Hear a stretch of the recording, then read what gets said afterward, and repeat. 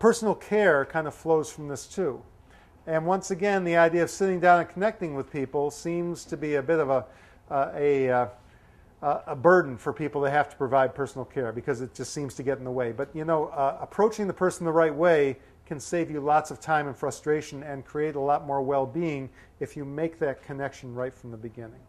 One thing you need to do is find the best time for personal care. And it's not what's best for you in your schedule, what's best for that person. If you want to decide when a person should get up in the morning, instead of looking at staffing, start by watching that person for a few days without waking them up and see when they wake up. And find out when they normally wake up and try to accommodate that. I was seeing somebody once at the nursing home, and one of my practice partners was on the floor with me, and with her back to me looking at another chart. She started laughing out loud.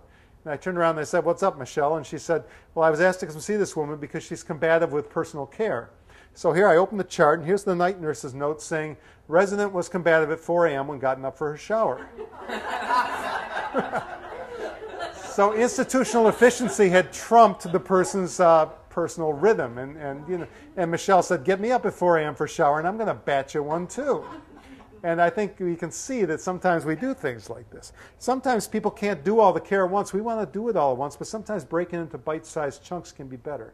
The other thing is engaging the person, explaining what you're doing, maybe even asking about it. And some people are afraid that if you ask permission, the person might say, "No. Do you want a bath today?" "No." "Then what do I do?"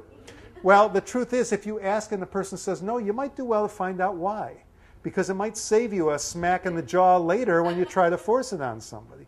And maybe you can find something about your approach or about that bathing experience that is distressing the person and get some insight. So it doesn't hurt to ask people. It also gives them a little bit of control over their situation. And you can also empower people within the process of care. So if you're bathing somebody, you can say, "Would you like to wash your face first or your hands? Would you like to wash your own face or would you like me to help you?" Giving people little bits of choice and control in an environment where they often don't have much can be extremely empowering and extremely beneficial to a person's well-being and to their ability to feel calm and to feel in control of their environment. I think that most physical resistiveness and aggressiveness really stems from feelings of loss of control. You're either being asked or forced to do something you don't want to, or maybe to do something more quickly than you can process and respond. And I think that in the vast majority of cases, that's what's going on when you really go after it. So when people do personal care, I suggest an acronym, SEE, S-E-E. The first S stands for slow down, because we are constantly moving faster than people can move.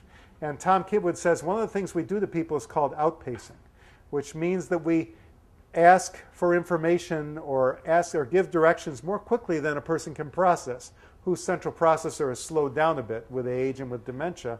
And by not giving them adequate time to respond, we assume they can't do it and we do it for them. So slowing down is an important thing with personal care. The first E stands for empower. Give people choice and control. Even a person that can hardly converse, instead of choosing an outfit and throwing it on, you can hold up a red blouse and a blue one and say, "Would you like to wear the red or the blue? Today, is it the red shirt or the blue shirt?" And Jane Verity, who's really into neurolinguistic programming, has the ways you can choose the words. So instead of saying, "Well, what do you have for breakfast today? Is it coffee, tea, hot chocolate? You want some sugar?" That's overwhelming to people as they move into more advanced stages of cognitive of disability. And so what you can do is you can put the verbal cue, you can lean on the right words, simplify your sentence, and you say, "Hi, Mary, today is it coffee or tea?" And a person who couldn't choose their drink before can say tea and point to it. So there's lots of ways to empower people by helping them. People with dementia often have trouble with initiation, starting an activity, sequencing, doing it in the right order, or problem solving, trying to figure out why something didn't work the way they wanted it to. So the next thing is that when you empower people, you may have to give them little bits of this, but it doesn't mean you do it for them. If they're buttoning a shirt, you may want to help them get started or point to how they should start. You may want to point out if they're sequencing wrong or if they did something wrong, help them problem solve. But it doesn't mean you take it away and do it for them. You enable them. Richard Taylor says, "I need to be enabled and re-abled," which means, number one, help me with the things I can no longer do alone, but also help me to realize the things that I still can do, but that the system has convinced me I can no longer do. So you have to do both enabling and re-abling. The last E in my acronym stands for engage, and that is to actually share your story with that person, share their stories with you, engage the person while you provide any kind of therapeutic contact. The truth is, I could be the most kind, gentle, best technical bather in the world, but if I don't engage that person, they're going to feel like a piece of meat just being handled by someone who has no connection. So we want to engage people. Slow down, empower, engage is a real key to helping make personal care better for people.